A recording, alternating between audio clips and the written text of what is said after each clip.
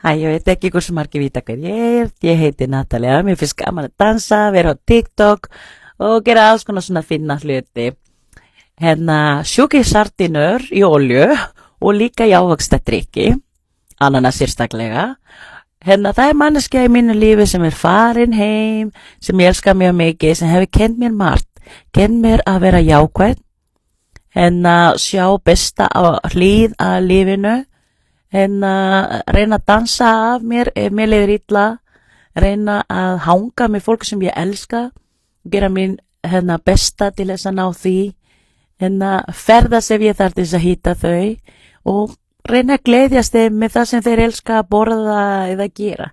Eftir að mamma mín var í heimsókn, krakkar mínir, ég var að þyngjast 4 kíló.